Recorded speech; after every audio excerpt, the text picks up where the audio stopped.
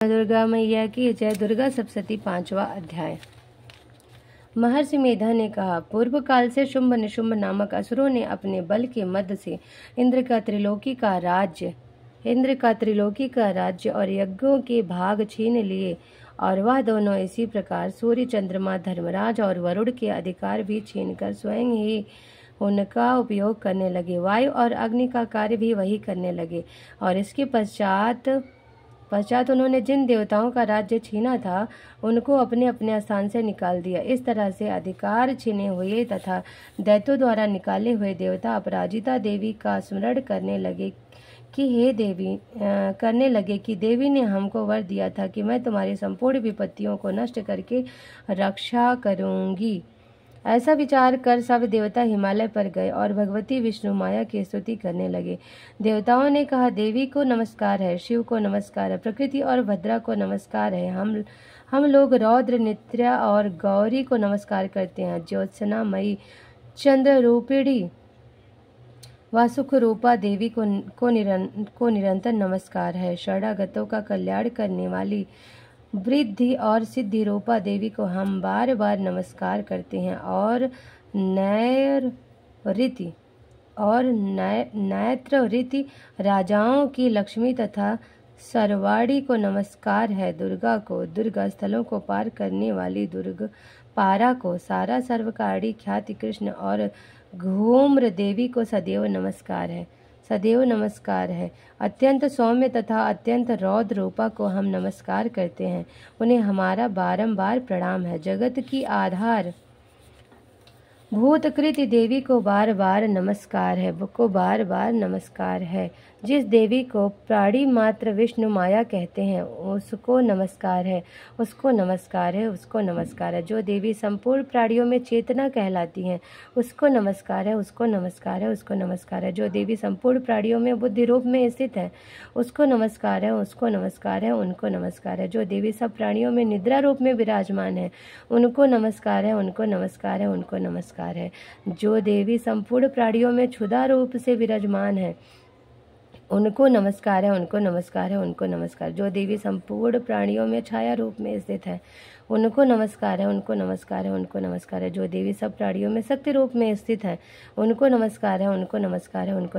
जो देवी संपूर्ण प्राणियों में तृष्णा रूप में स्थित है उनको नमस्कार है। जो देवी सब प्राणियों में शांति रूप में स्थित है उनको नमस्कार है। जो देवी सब प्राणियों में जाति रूप में स्थित है उनको नमस्कार है। जो देवी सब प्राणियों में लज्जा रूप में स्थित है उनको नमस्कार है।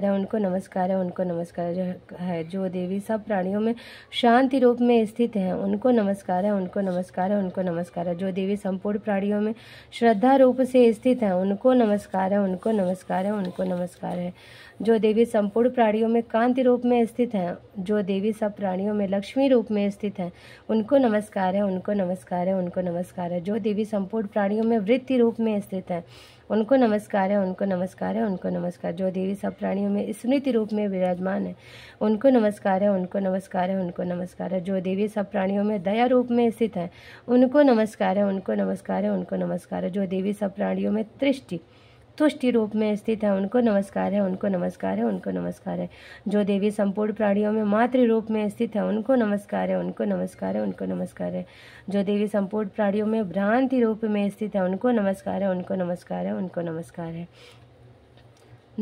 जो देवी संपूर्ण प्राणियों में नित्य व्याप्त रहती हैं उनको नमस्कार है। जो देवी चैतन्य रूप से इस संपूर्ण संसार को व्याप्त करके स्थित है उसको नमस्कार है।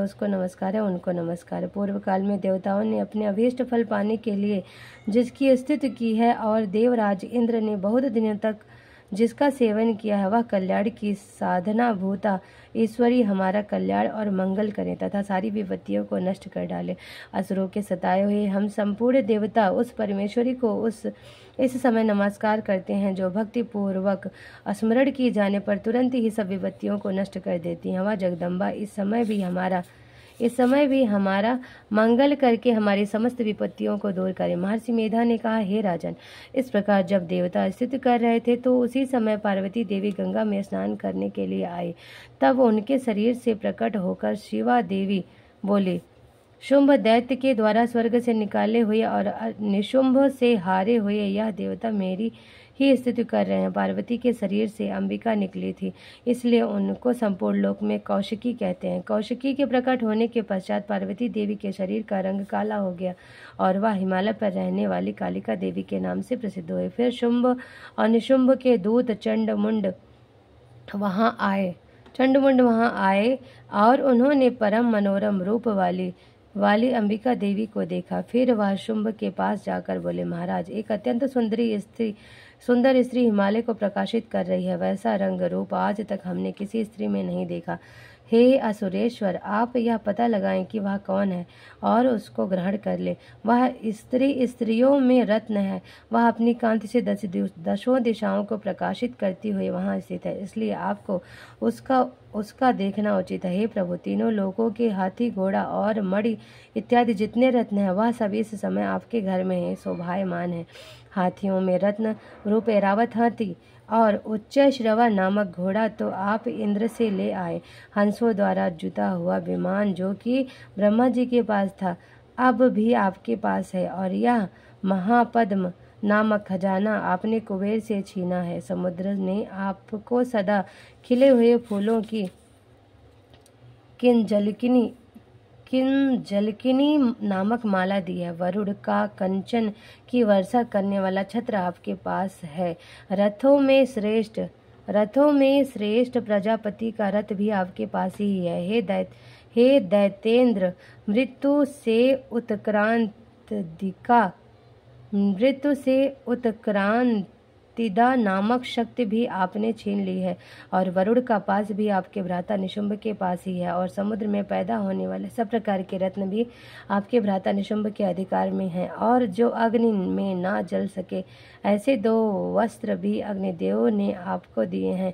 हे दैत्यराज, इस प्रकार सारी रत्न रूपी वस्तुएं आप संग्रह कर चुके हैं, तो फिर आप यह कल्याणमयी स्त्रियों में रत्न रूप अनुपम स्त्री आप क्यों नहीं ग्रहण करते? महर्षि मेधा बोले, चंड मुंड का यह वचन सुनकर शुंभ ने विचारा कि सुग्रीव को अपना दूत बनाकर वह देवी के पास भेजा जाए। प्रथम उसको सब कुछ समझा दिया और कहा कि वहां जाकर तुम उसको अच्छी तरह से समझाना और ऐसा उपाय करना जिससे वह प्रसन्न होकर तुरंत मेरे पास चली आए।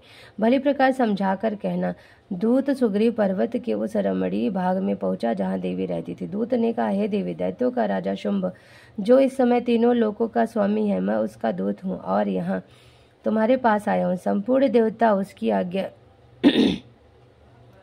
एक स्वर में मानते हैं। अब जो कुछ उसने कहला भेजा वह सुनो।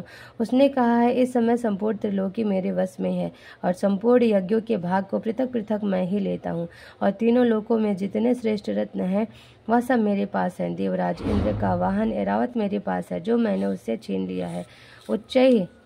उच्चई श्रवा नामक घोड़ा जो क्षीर सागर मंथन करने से प्रकट हुआ था, उसे देवताओं ने मुझे समर्पित किया। हे सुंदरी, इसके अतिरिक्त और भी जो रत्न भूषण पदार्थ देवताओं के पास थे वह सब मेरे पास हैं। हे देवी, मैं तुम्हें संसार की स्त्रियों में रत्न मानता हूँ, क्योंकि रत्नों का उपभोग करने वाला मैं ही हूँ। हे चंचल कटाक्षों वाली सुंदरी, अब यह मैं तुझ पर छोड़ता हूँ कि तू मेरे या मेरे भाई महापराक्रमी निशुंभ की सेवा में आ जाए। यदि तू मुझे वरेगी तो तुझे अतुल महान ऐश्वर्य की प्राप्ति होगी। अतः तुम अपनी बुद्धि से यह विचार कर मेरे पास चले आओ। महर्षि मेधा ने कहा, दूत का ऐसा कहने पर संपूर्ण जगत का कल्याण करने वाली भगवती दुर्गा मन ही मन मुस्काई और इस प्रकार कहने लगी। देवी ने कहा, हे दूत, तू जो कुछ कह रहा है वह सत्य है और इसमें किंचित मात्र भी झूठ नहीं है। शुंभ इस समय तीनों लोकों का स्वामी है और निशुंभ भी उसी प्रकार का पराक्रमी है, किंतु इसके संबंध में मैं जो प्रतिज्ञा कर चुकी हूँ उसे मैं कैसे झुठला सकती हूँ। अतः तू मैंने जो प्रतिज्ञा की है उसे सुन। जो मुझे युद्ध में जीत लेगा और मेरे अभिमान को खंडित करेगा तथा बल में मेरे समान होगा, वही मेरा स्वामी होगा। इसलिए शुंभ अथवा महापराक्रमी निशुंभ यहाँ आवे और युद्ध में जीतकर मुझसे विवाह कर लें। इससे भला देर की क्या आवश्यकता है? दूत ने कहा, हे देवी, तुम अभिमान से भरी हुई हो, मेरे सामने तुम ऐसी बात ना करो। इस त्रिलोकी में मुझे तो ऐसा कोई दिखाई नहीं देता जो शुंभ और निशुंभ के सामने ठहर सके। हे देवी, अब अन्य देवताओं में से कोई शुंभ व निशुंभ के सामने युद्ध में ठहर नहीं सकता तो फिर तुम जैसी स्त्री उसके सामने रणभूमि में ठहर सकेगी। जिन शुंभ आदि असुरों के सामने इंद्र आदि देवता नहीं ठहर सके तो फिर तुम अकेली स्त्री उसके सामने कैसे ठहर सकोगी। अतः तुम मेरा कहना मानकर उसके पास चली जाओ, नहीं तो जब वह तुम्हें केश पकड़कर घसीटते हुए ले आवेंगे तो तुम्हारा गौरव नष्ट हो जाएगा। इसलिए मेरी बात मान लो। देवी ने कहा, जो कुछ तुमने कहा ठीक है। शुंभ और निशुंभ बड़े बलवान हैं, लेकिन मैं क्या कर सकती हूँ, क्योंकि मैं बिना विचारे प्रतिज्ञा कर चुकी हूँ। इसलिए तुम जाओ और मैंने जो कुछ कहा वह सब आदर पूर्वक असुरेंद्र से कह दो। इसके पश्चात तो जो वह उचित समझे करे। बोलो नव दुर्गा मैया की जय।